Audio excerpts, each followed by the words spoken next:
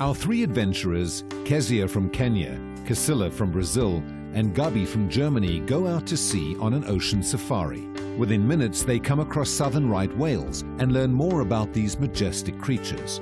Whales were hunted almost to extinction. Now they have made a comeback. Or have they? The next stop is the Two Oceans Aquarium in Cape Town, South Africa, where our team go down into a large tank with ragged-toothed sharks. These sharks are ambassadors teaching people about the plight of sharks in our oceans. After a few years, these raggies will be released back into the ocean. A small pond has held a secret for centuries.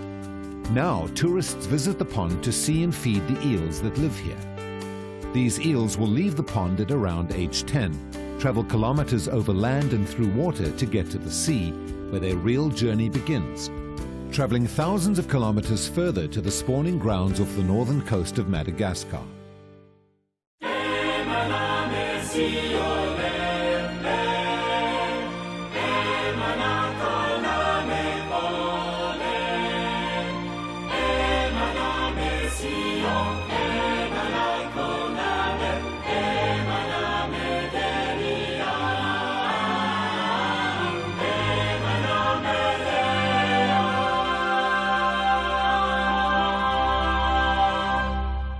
Hello and welcome to a lovely day at the beach, and we're here at Plettenberg Bay. Now Plettenberg Bay is on the south coast of South Africa.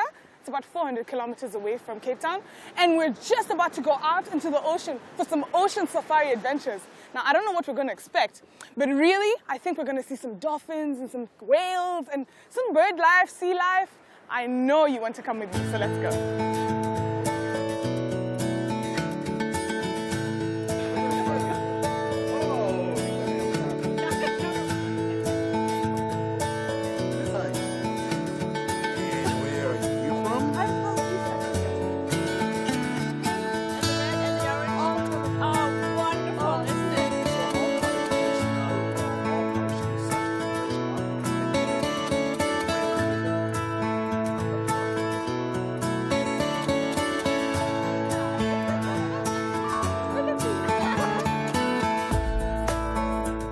What do you expect we might see? Looking in this season, man, definitely southern right whales. Okay. Let's say about 10 minutes. That's our record. Where we expect to find our first sighting. Yeah. Excellent. This way. Ocean Blue Adventures offers ocean safaris for tourists. Having a special permit, their boat can approach whales up to 50 meters instead of the usual 300-meter restriction. This allows for up-close and personal encounters. The boat is launched in a very unusual way. A four-wheel drive vehicle pushes the boat off the sandy beach at high speed. Here we go! Okay, there we go. That's the launch. Yeah. Okay, folks. What we're going to do now, towards the left-hand side is Kierboom area. Towards the right is the Roebuck Peninsula. So if we're going to be running this direction, we'll be actually searching for the southern right whales.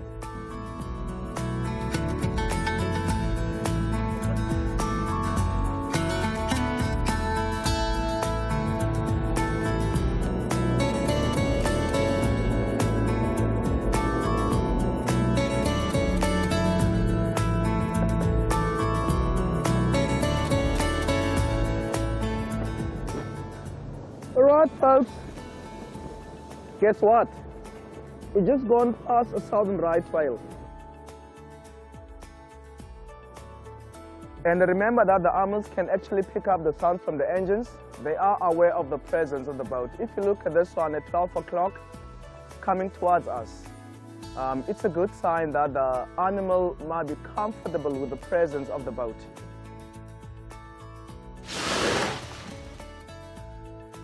Oh, there we go, look at that. That's now less than 10 meters. Less than 10 meters. Remember that how big these animals can grow. One can be the length of about 16 meters and 60 tons. So they'll weigh 60 tons and the length will be 16 meters. So it's a huge animal. Because now if you compare them to elephants, let's say you'll need about 11 elephants for one of this. Right whales were named by the whalers as the right whale to kill on a hunt. When they harpooned these whales, they didn't sink, but floated because of their blubber. At top speed, they can travel only 17 kilometers per hour, so they were very easy to hunt. The whaling station in Plettenberg Bay opened in 1910 and was run by Norwegians. It was closed down in 1918. As it became clear that stocks were nearly depleted worldwide, right whaling was banned in 1937. Since hunting ceased, stocks have been growing at around 7% annually. Remember, England used to light up the streets with oil blubber, or the whale blubber.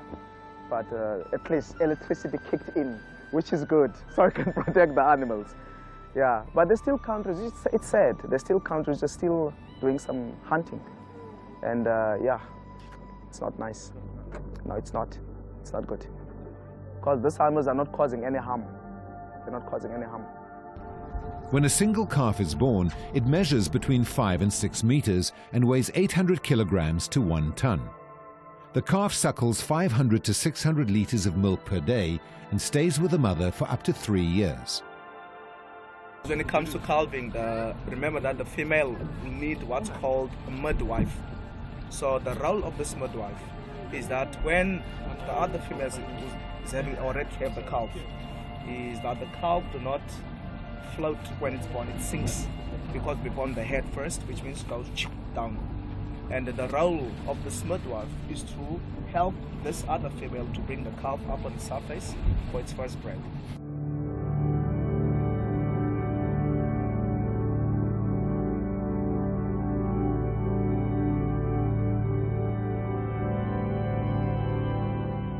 Advice, if it does happen that this whale go under the boat or below the boat, just stay calm. Don't do anything. Except when it pops up on the other side, then you take its pictures. Remember that, as I mentioned, that they are not aggressive. This is not, what do you call it, Moby Dick.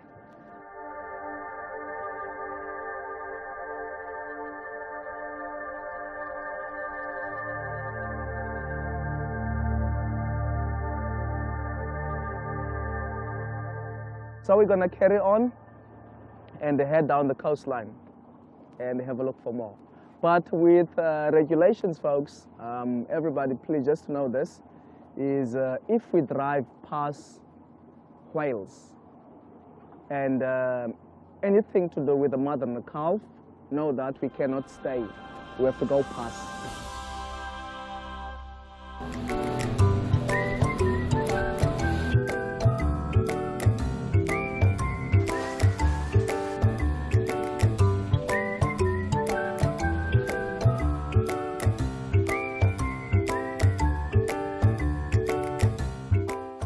The calves just rolling around all over the place, having fun.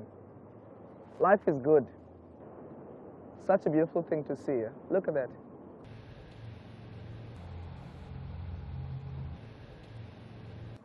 Wow, yeah. Okay, this is how it looks like. Looks like upside down, eh? Yeah. So what we see is like this part.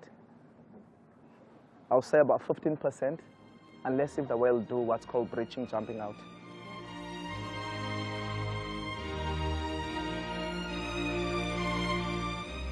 Around Plettenberg Bay's peninsula, about 4,500 Cape fur seals have made their home. The Cape fur seal is only found around the coast of the southern tip of Africa. It is an inquisitive, curious and friendly animal when in the water and will often accompany scuba divers on their dives. They will swim around divers for several minutes at a time, even at depths of up to 60 meters. On land, they are far less relaxed and a bit wary of people. As with so many other animals, there is competition between humans and seals for food, and this has led to the inevitable conflict of interest.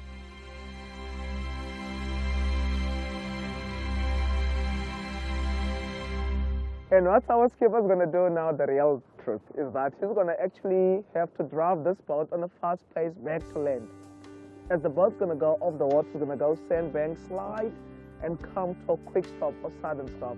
Now my advice for everybody, please everybody, use the rail in front of you, hold tight.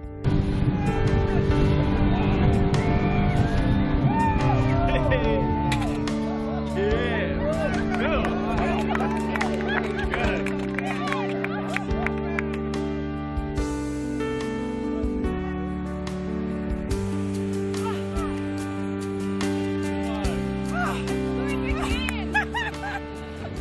in ihrer natürlichen Umgebung zu beobachten, ist einfach faszinierend.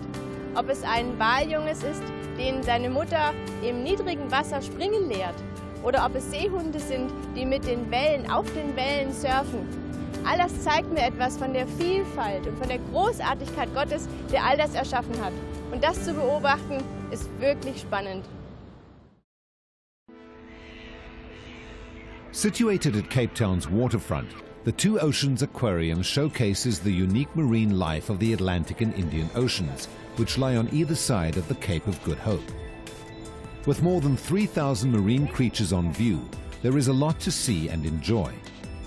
The main 2 million litre tank is an exhibit of species of the warmer east coast of South Africa.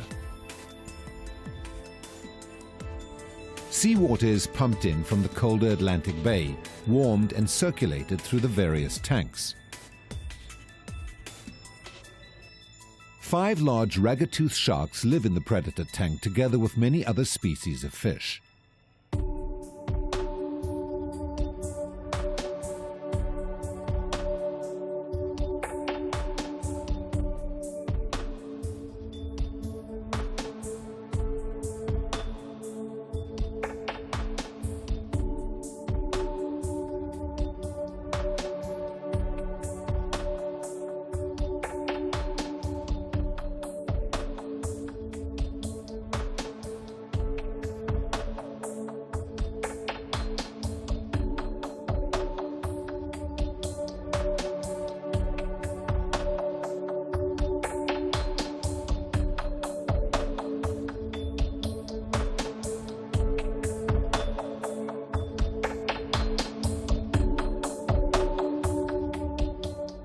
Qualified divers can go diving inside the predator tank with the ragged-toothed sharks.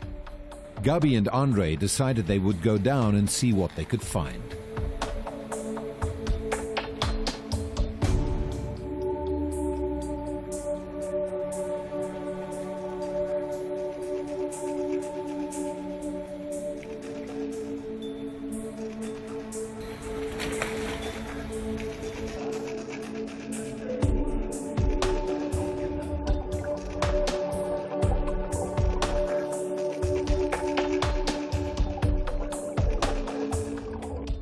Ragged-toothed sharks, also known as grey nurse sharks in Australia and as sand tiger sharks in the USA, occur in temperate to tropical coastal waters of the Atlantic, Indian and Western Pacific Oceans.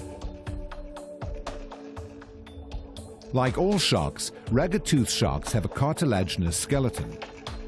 They grow to about 3,2 meters in length and live to about 30 years of age.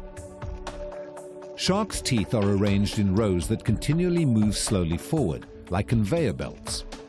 This ensures a constant supply of sharp new teeth and results in sharks losing and replacing thousands of teeth in a lifetime.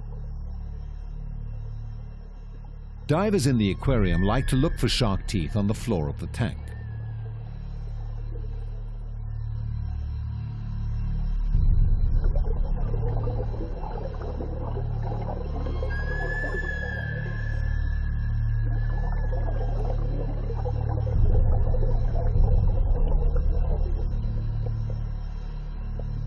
Ragged-toothed sharks as a species are threatened around the world because they are slow to reach sexual maturity, give birth to few young, and, because of their inshore habits, are highly vulnerable to overfishing.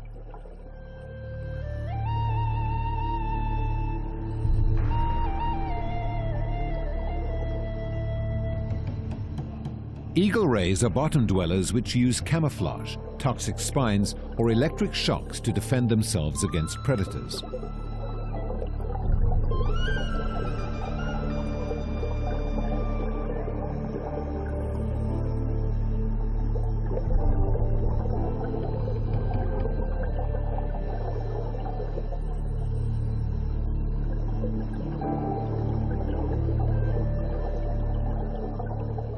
Giant yellowtail live in the cold Atlantic waters off the Cape Coast. During the annual sardine run, they migrate towards the eastern coast of southern Africa to feast on the sardines. These juvenile ragged-toothed sharks act as ambassadors for their species, as the aquarium only displays them for a short period of time before returning them to the wild. Once they reach a certain size, they will release them further east, at Buffalo's Bay, where other ragged-toothed sharks of similar age are found. Quando eu estava aqui do lado de fora, eu estava imaginando o que a nossa equipe estava olhando embaixo, em vez de nadar e tal. E aí, quando eles vieram para o lado de fora, eu recebi um presente especial do pessoal. O dente do tubarão.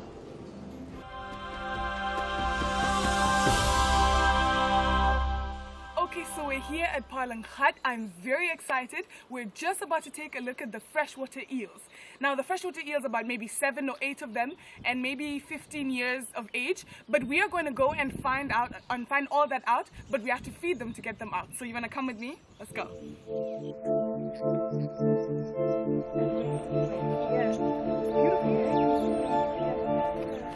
Generations of these eels have been living in this freshwater pool probably long before they were discovered by people who came to live in the area. These eels belong to the Anquilla genus and are called Anquilla mozambica, or long-finned eels. Guy out? Okay, so here I am. I'm going to try and get this girl out. I know she's down here. I'm going to put my hand in and see if he'll come in, as if I'm feeding her. So, where are you? Where are you? Come on. There she is. There she is. Come on. Come on. Ah, there you are. She likes to be stroked a little bit and touched. The more gentle, the better for you. She feels a little slimy, but I guess she lives in water. Come, let's give her another one. Come on, another one? Ah, here we go, here we go. There you go.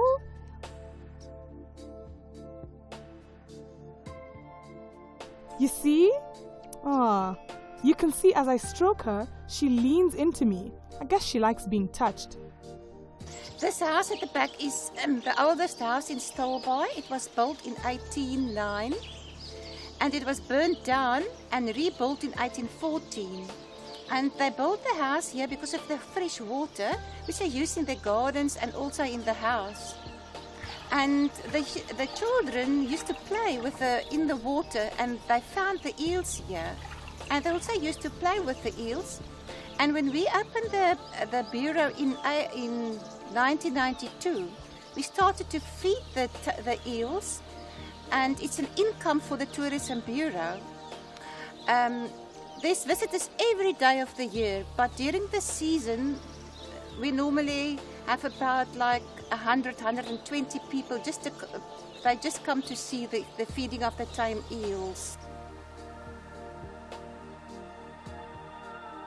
After feeding in fresh water for around 10 to 20 years, the eels are ready to start their long journey to the ocean to breed.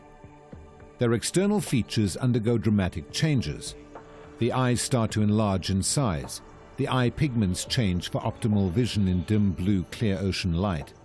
And the sides of their bodies turn silvery to create a counter-shading pattern to make them difficult to see by predators during their long open ocean migration.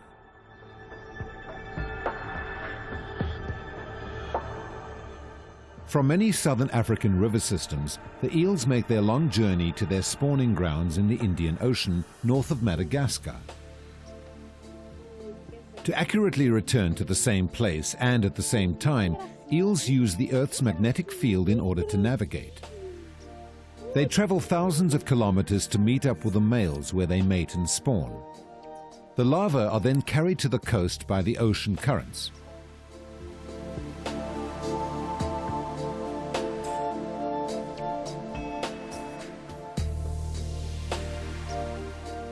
The young eels, known as elvers, swim up the rivers mainly at night to reach freshwater ponds and dams where they will live most of their lives until the cycle begins again. They go out with the stream, especially with that stream going down there.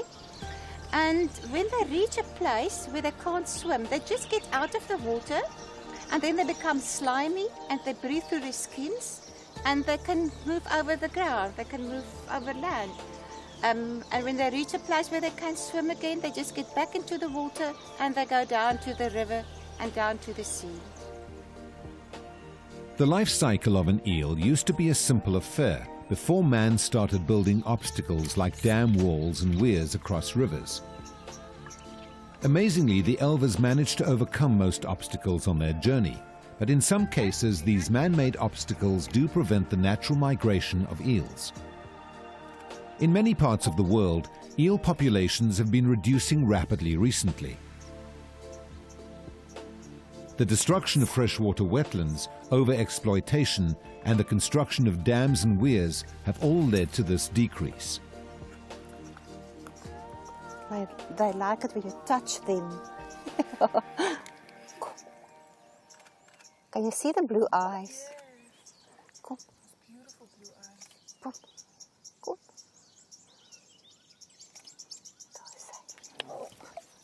Take it out. It's so slippery. You can't take them out. Get it out.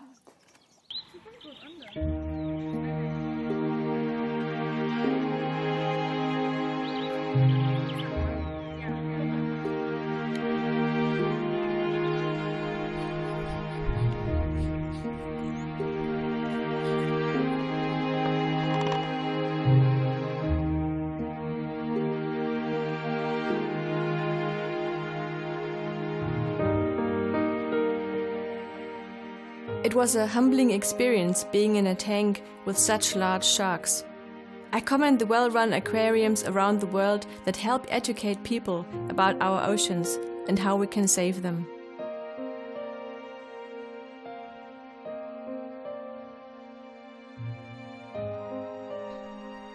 What fascinated me the most was the fact that eels travel so far and know exactly where to return. It's as if they have their own built-in GPS. It is likely that the eel integrates a sort of map for the journey that she will use to return someday to continue the cycle of life. How amazing that they had GPS long before we had it. When I see the huge whales, I cannot help but marvel at God's creation. He created tiny microscopic creatures as well as these majestic whales that travel almost across the globe in our precious oceans and return each year to Cove and for us to see them. Thank you for joining us on Animal Encounters. As we have experienced and encountered these wonderful creatures, may it bring you closer to an encounter with their wonderful creator. Until next week, God bless.